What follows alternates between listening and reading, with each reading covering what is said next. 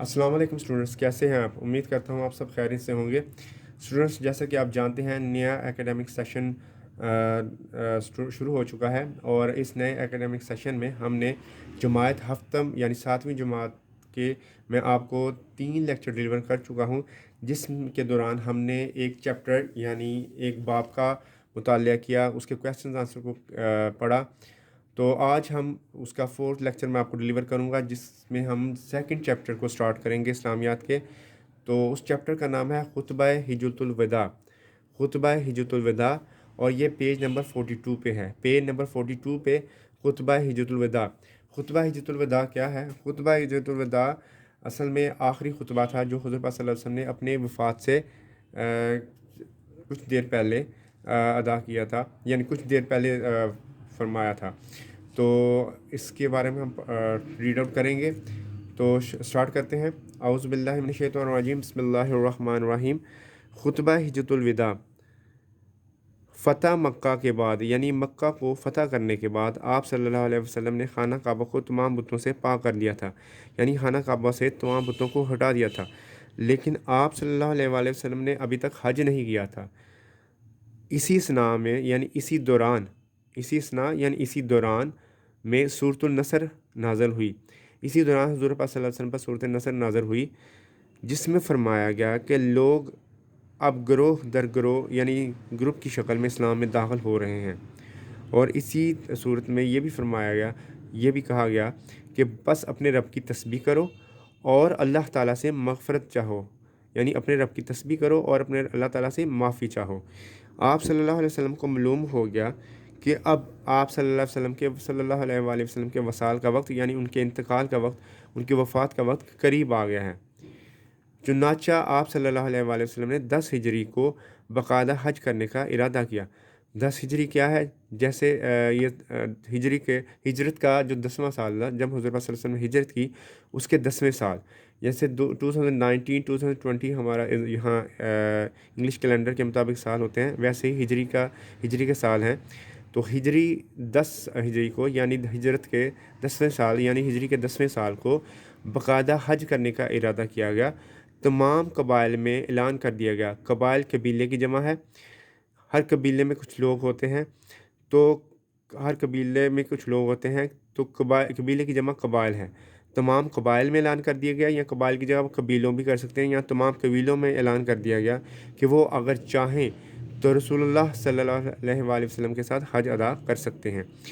اس اعلان پر مسلمانوں کی ایک کثیر تعداد، یعنی اس اعلان کے بعد مسلمانوں کی ایک کثیر تعداد، یعنی بہت زیادہ تعداد،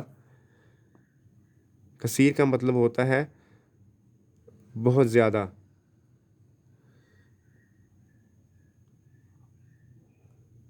مسلمانوں کی ایک بہت زیادہ تعداد نے، یعنی بہت زیادہ مسلمانوں نے لبیک کہا، اور تمام اطراف سے، اطراف ہوتا ہے طرف کی جمع، یعنی سمت کی جمع، اور تمام اطراف سے یعنی تمام طرف سے مسلمان گروہ در گروہ یعنی گروپ کی شکل میں مدینہ منورہ میں جمع ہونا شروع ہوئے، اور چند ہی دنوں میں 1,14,000 مسلمانوں کا مجمع جمع ہو گیا، اور چند ہی دنوں میں 1,14,000 مسلمانوں کا مجمع جمع ہو گیا۔ آپ صلی اللہ علیہ وآلہ وسلم تمام مسلمانوں کو ساتھ لے کر 26 ذوالقعدہ کو مکہ مکرمہ کے لیے روانہ ہوئے۔ آپ صلی اللہ علیہ وسلم تمام مسلمانوں کو ساتھ لے کر 26 ذوالقعدہ، جیسے آپ کو پتہ ہے کہ ایک سال کے کئی مہینے ہوتے ہیں، ایسے اسلامی سال میں ایک مہینہ ذوالقعدہ کا ہوتا ہے۔ تو اس مہینے کی 26 تاریخ کو تمام مسلمان حضور پاک صلی اللہ علیہ وسلم کے ساتھ مکہ مکرمہ کے لیے روانہ ہوئے، مدینہ منورہ میں جمع ہونا شروع ہوئے، اور مدینہ منورہ سے انہوں نے روانگی کی مکہ مکرمہ کے لیے۔ کب؟ 26 ذوالقعدہ کو، یعنی اسلامی مہینے کی جو 26 تاریخ ہے ذوالقعدہ کی، تب مسلمان مدینہ منورہ سے مکہ مکرمہ کے لیے روانہ ہوئے، وہاں سے مدینہ منورہ سے مکہ مکرمہ کے لیے چل پڑے۔ اپنے ساتھ رسول اللہ صلی اللہ علیہ وسلم نے قربانی کے لیے، یعنی قربانی کرنے کے لیے 100 اونٹ لیے۔ حضور پاک صلی اللہ علیہ وسلم نے اپنے ساتھ قربانی کرنے کے لیے 100 اونٹ لیے، مدینہ منورہ سے 10 کلومیٹر کے فاصلے پر، یعنی مدینہ منورہ سے 10 کلومیٹر فاصلے پر، ابھی مدینہ منورہ سے چلے ہوئے 10 کلومیٹر کا فاصلہ ہی طے کیا تھا، تو وہاں پر ایک مقام ذوالخلیفہ کے نام سے ایک مقام ہے، وہاں پر حضور پاک صلی اللہ علیہ وسلم اور دوسرے مسلمانوں نے حج کا احرام باندھا، مدینہ منورہ سے 10 کلومیٹر کے فاصلے پر، یعنی مدینہ منورہ سے چلتے ہوئے 10 کلومیٹر کا فاصلہ طے کرنے کے بعد ایک مقام ذوالخلیفہ پر حضور پاک صلی اللہ علیہ وسلم اور دوسرے مسلمانوں نے حج کا احرام باندھا، جیسا کہ آپ کو پتہ ہے اسٹوڈنٹس کہ حج کا احرام باندھتے ہیں جو سفید کپڑوں کا ہوتا ہے، 2 کپڑوں میں ہوتے ہیں جو مسلمان احرام باندھتے ہیں۔ 4 ذوالحجہ کو، یعنی ذوالحجہ کی 4 تاریخ کو، ذوالقعدہ کے بعد ذوالحجہ آتا ہے اسلامی مہینہ، ذوالحجہ کی 4 تاریخ کو آپ صلی اللہ علیہ وسلم مکہ مکرمہ میں داخل ہوئے، 26 ذوالقعدہ کو مکہ مکرمہ کے لیے مدینہ منورہ سے روانہ ہوئے، اور 4 ذوالحجہ کو، یعنی ذوالحجہ کی 4 تاریخ یعنی ذوالقعدہ کے بعد ذوالحجہ کا مہینہ آتا ہے اسلامی مہینہ، اس تاریخ کو آپ صلی اللہ علیہ وسلم مکہ مکرمہ میں داخل ہو گئے، یعنی مکہ مکرمہ پہنچ گئے، اور مکہ مکرمہ میں داخل ہوتے ہوئے خانہ کعبہ پر نظر پڑی تو فرمایا، اے اللہ اس گھر کو اور زیادہ شرف عطا کر۔ 4 ذوالحجہ کو جب آپ صلی اللہ علیہ وسلم مکہ مکرمہ میں داخل ہوئے تو مکہ مکرمہ میں داخل ہو کر خانہ کعبہ پر نظر پڑی، یعنی اللہ کے گھر پر نظر پڑی تو فرمایا، اے اللہ اس گھر کو اور زیادہ شرف عطا کر، یعنی اور زیادہ عزت عطا فرما۔ 8 ذوالحجہ کو، یعنی 3 دن بعد 8 ذوالحجہ کو آپ صلی اللہ علیہ وسلم مکہ مکرمہ سے مینا تشریف لائے۔ 8 ذوالحجہ کو آپ صلی اللہ علیہ وسلم مکہ مکرمہ سے مینا تشریف لائے، مینا ایک جگہ کا نام ہے، وہاں پر آپ تشریف لائے اور یہیں رات گزاری۔ دوسرے دن حج کی نماز ادا کرنے کے بعد آپ صلی اللہ علیہ وسلم اونٹنی جس کا نام قصوہ تھا، دوسرے دن حج کی نماز ادا کرنے کے بعد آپ صلی اللہ علیہ وآلہ وسلم اونٹنی قصوہ پر سوار ہو کر، ان کے پاس ایک اونٹنی تھی جس کا نام تھا قصوہ، اونٹنی کا نام تھا قصوہ، تو اس اونٹنی پر سوار ہو کر عرفات کے میدان میں تشریف لائے۔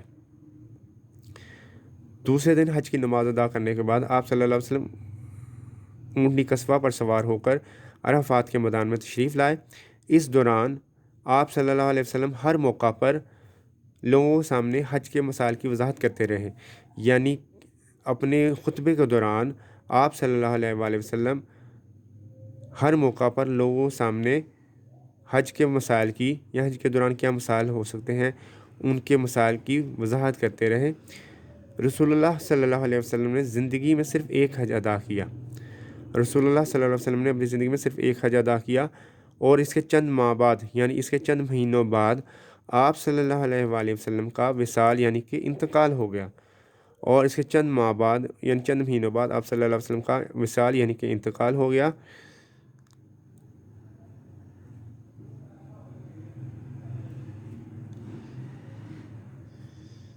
اس لیے اسے حجۃ الوداع یعنی یا الوداعی حج کہتے ہیں،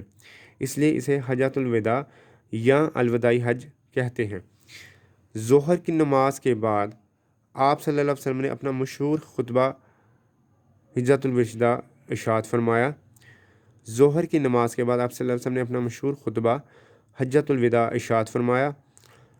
میدان عرفات میں خطبہ سننے والوں کی تعداد قریباً 1,44,000 تھی۔ میدان عرفات میں جو لوگ خطبہ سننے آئے تھے، ان خطبہ سننے والوں کی تعداد قریباً 1,44,000 تھی، یعنی 1,44,000 تھی۔ یہ خطبہ تاریخ اسلام میں، یعنی اسلام کی تاریخ میں، یہ خطبہ اسلام کی تاریخ میں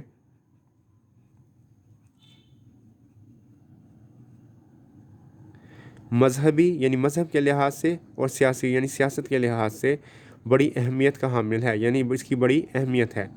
یہ خطبہ جو تاریخ اسلام میں، یعنی اسلام کی تاریخ میں مذہبی لحاظ سے یعنی مذہب کے لحاظ سے، اور سیاسی یعنی سیاست کے لحاظ سے بڑی اہمیت کا حامل ہے، یعنی اس کی بڑی ویلیو ہے۔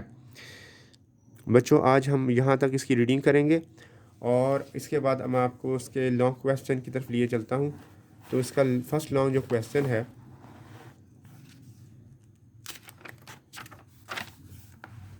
جیسا کہ آپ دیکھ سکتے ہیں پیج نمبر 44 پہ تفصیلی جواب لکھیں. تفصیلی جیسا کہ آپ کو بتایا ہے ڈیٹیل کویسچنز یعنی کہ لانگ کویسچنز. تو اس کا پہلا کویسچن تھا خطبہ حجۃ الوداع کے پس منظر کو اپنے الفاظ میں تحریر کریں.